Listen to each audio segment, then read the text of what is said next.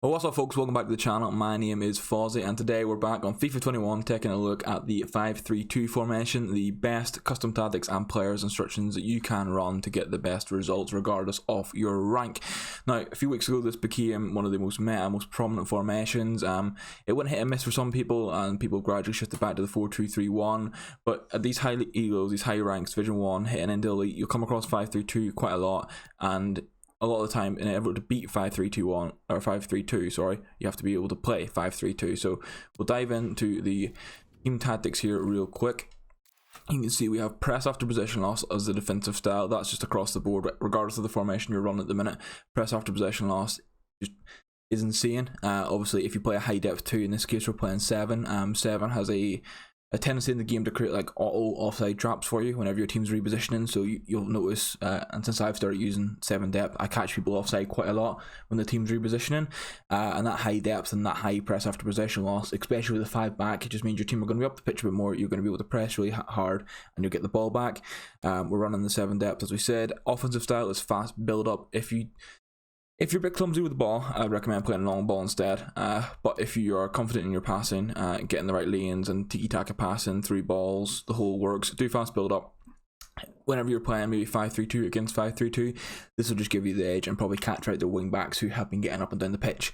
The width is 5 for both defensive and offensive, and we've went with 5 players in the box rather than the 6 because really want those wing backs. We've got 3 midfielders, 2 strikers. The other 5 getting into the box. That's fine. Wing backs can then cover the midfield position. Once you put that onto 6, it just leaves you far too vulnerable to counter attacks. And then 2 for the corners and the free kicks as well. So that's how the team is laying up in game. I'll say Henry, for me, he's been a bit clunky. You'd probably want another player like Nedved there, maybe like a new Sané card that's come out, the What If Odegaard. Someone like that is perfect on that left centre mid positions, but Henry is there now just as the example. So the goalkeeper, fully balanced. This is again personal preferences. Is with every video you can run sweeper keeper and cautious with crosses if you want, but balance just seems to be the best, especially with chip shots at the minute. You get players who have rushes out of goal as a trait anyway. If you combine that with rushes out of goal, you're going to get chipped a lot and it's just way too overpowered, so don't risk that. These centre backs are fully stay back and normal interceptions, just the balanced. Past I've toyed with having the central defensive player on aggressive interceptions because you have the I like to pull my defenders out, which is why I like 5 at the pack, because it means if I pull 1 centre back out, I've still got 2 to cover. So you can try aggressive interceptions, maybe have that as a formation if you're chasing the game, but normally you just run the full balanced. Your fullbacks will be dependent on who is your best attacking fullback. So my left wing back at the minute is Gunter, the 82 card. He's just fully balanced. Meanwhile, on the right hand side, and Babu, his What If card, obviously it's rapid pace, very good crossing. He's on join the attack. So say for example you maybe had Carvajal at right back and Mendy at left back, you would have your Carvajal on the right side on fully balanced and your Mendy on join the attack. So just fully dependent on which one is the most attacking, or maybe it comes down to who's the best defensively. Whoever's best defensively, you want them to slot back because it basically means they will get involved, but if you are maybe on that fast build up and you lose the ball and your team's going to press, you still essentially have a 4-back with, in my case it would be Gunter, Bruno Gomares, Cannavaro and Large Bender would act as a 4-back there with Mbappe up the pitch. Your central midfielder here is you want a box to box. You can use Bruno Fernandes and not any of his cards, base card. It's a bit behind the power curve, but you can use the likes of his card, a Kimmich. I have Rabiot. This SBC obviously expired last Friday, but I'm happy I did him. He's been really, really good. But you want him on stay back and just cover centre. Now, because he's a centre mid and not a CDM, you also put on conservative interceptions. And what this has done, in my experience, whenever I have a formation that doesn't have a CDM, or maybe it only has 1 central defensive midfielder and I want to have that element of 2, when you put them on the conservative interceptions, it means that they just hold the position a bit more in the pitch, so they naturally sit that a little bit deeper.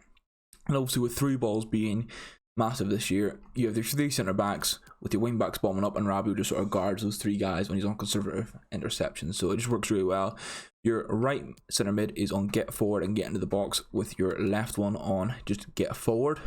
The one who is on just get forward will often find himself in a dribbling position in the box. So I've got Henry there right now, and then you're getting to the box for cross is going to be someone who can head the ball. Probably worth switching, in my case, Henry and Nedved around, but basically you want your more nimble, agile attacking midfielder to be playing this left centre mid role and just getting forward, and then the one who's maybe a bit stronger can actually head the ball. It's going to be on to get into the box. But this just ensures, because you're only on 2 strikers, it means these guys basically operate as cams in a way, but then whenever they're defending, they'll act as a centre mid. So just gives you really good consistency and fluidity around the team.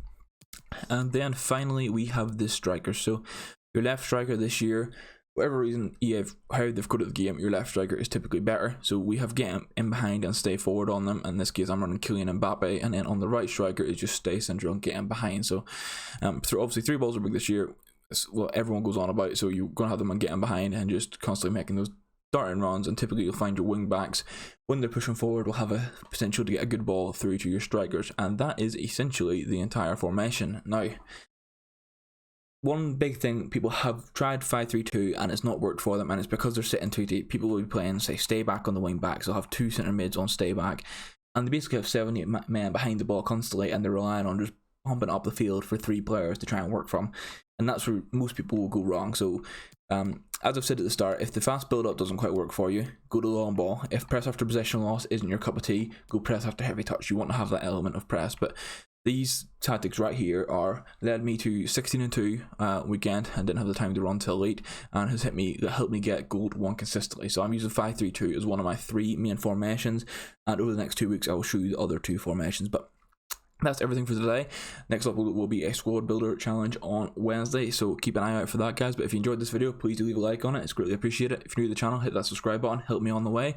And that is everything for today, so I hope you enjoyed it, and I'll see you in the next video, guys. Thank you, goodbye.